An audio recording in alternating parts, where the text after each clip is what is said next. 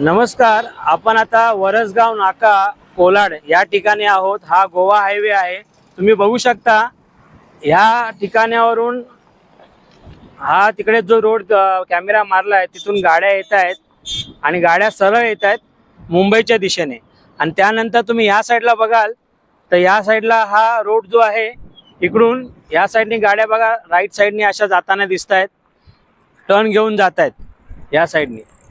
आता तुम्ही विचार करा, हा जो रोड आहे या रोडवरून जेव्हा गाड्या मुंबईच्या दिशेने येतात त्यावेळेला त्या गाड्या समजा रात्रीच्या वेळी एकदम स्पीडमध्ये गाड्या असतील आणि जर अचानक मध्ये ती गाडी आली तर ती डायरेक्ट या ठिकाणी ॲक्सिडेंट होऊ शकतं। या ठिकाणी डायरेक्ट रोड पार करून जाऊ शकते गाडी किंवा कोणताही। हे बॅरिकेड तुम्ही बघू शकता, हे बॅरिकेड लावलेलं आहे ते पडलेलं आहे, पण इकडे ना ट्रॅफिक पोलिसांची काही काळजी घेतली जाते। इथून इकडचे सामान्य लोक त्यांच्याकडून पण ही काळजी घेतली जात नाहीये।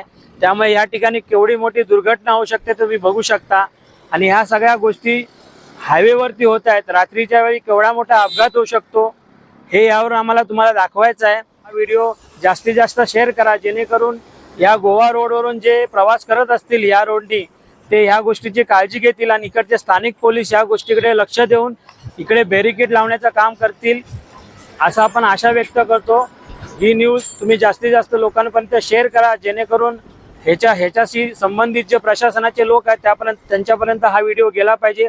हा व्हिडिओ आवडल्यास व्हिडिओला लाईक करा, शेअर करा आणि सोशल मीडियावरील सर्व प्लॅटफॉर्मवरती आम्हाला फॉलो करायला विसरू नका। धन्यवाद।